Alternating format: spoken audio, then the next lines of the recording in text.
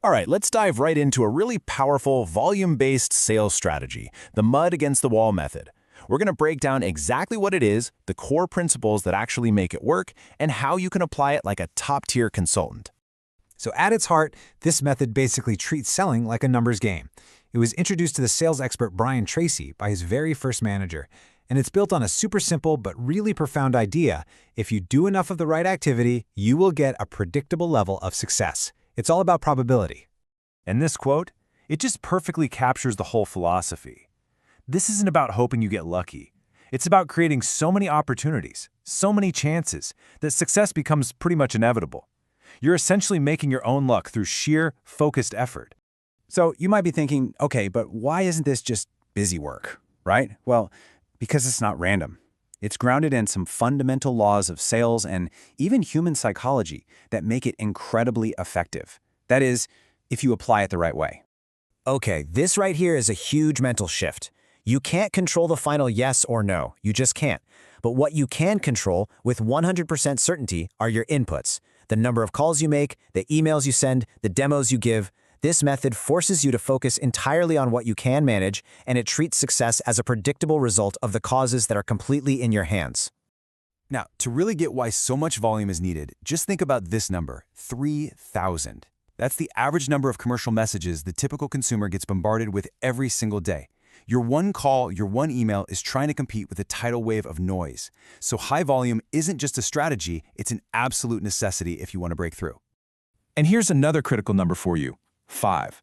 This represents what's known as the 5 contact rule. You see, research has shown time and again that most big sales don't happen on the first or the second or even the third try.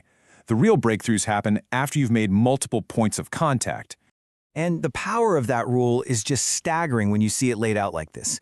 80% of all sales are closed after the 5th contact. Think about that for a second. Most salespeople give up long before they even get to the point where the majority of sales actually happen. The mud against the wall approach gives you the momentum you need to get to those crucial later conversations. Okay, so let's get practical. How do you actually make the mud stick? Well, it's not about just creating chaos. It requires a really clear, structured plan that you can turn into a daily discipline. Here is the 4-step process. First, you have to define your volume. Work backward from what you want to earn in a year to figure out exactly how many calls you need to make each day. This number becomes your success metric. Second, front-load your day. Get all this high-volume stuff done first thing in the morning before the day gets away from you. Third, use all that activity to separate your prospects, to quickly filter out who's just curious and who's a genuine potential customer. And finally, and this is huge, use every single call as practice. A tiny 1% improvement compounded over hundreds of calls, that's the winning edge principle, and it will make you unstoppable. Look, you're going to face a ton of rejection with this method. It's just part of the deal. To survive it, you have to adopt this motto as a kind of psychological shield. It takes the sting out of rejection. It's not personal, it's just a statistic. The only thing that matters is moving on to the next one. Next. Okay, this part is absolutely critical, because if you apply this method the wrong way, you're going to burn out fast and get zero results. So let's be really clear about when to use this strategy and how to avoid the common traps that turn productive activity into just, well, pointless noise. This chart makes it super clear. The volume approach is a specific tool for a specific job. It's incredibly powerful when you're building a brand from scratch or breaking into a brand new market where you just need to get your name out there fast. But it is absolutely the wrong tool for those high-ticket, complex B2B sales. Those require a much more precise, consultative, needs-based approach. So let's break down the pitfalls. First, avoid feature dumping. Just talking louder and faster is not the point. The volume is meant to help you find the right people so you can then understand their why. Second, watch out for make work. Shuffling papers, organizing your desk, anything to avoid making that next call. And finally, just remember that half of all salespeople quit after hearing no just once. This method is fundamentally built on being relentlessly persistent. So let's look at a classic, real-world example that just perfectly demonstrates the power of this method when you execute it with a little creativity. This is the story of the Corning glass salesman.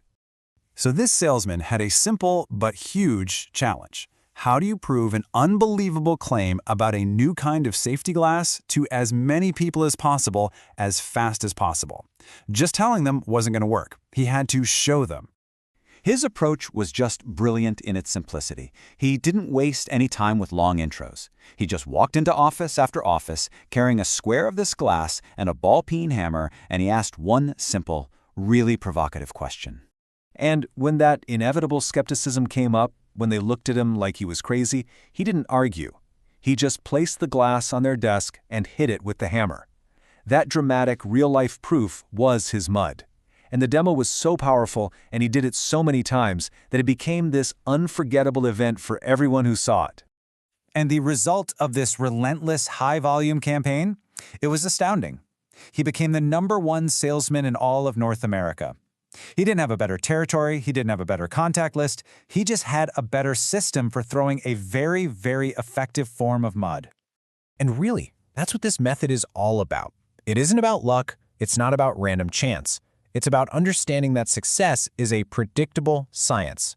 As Brian Tracy says, it leaves tracks.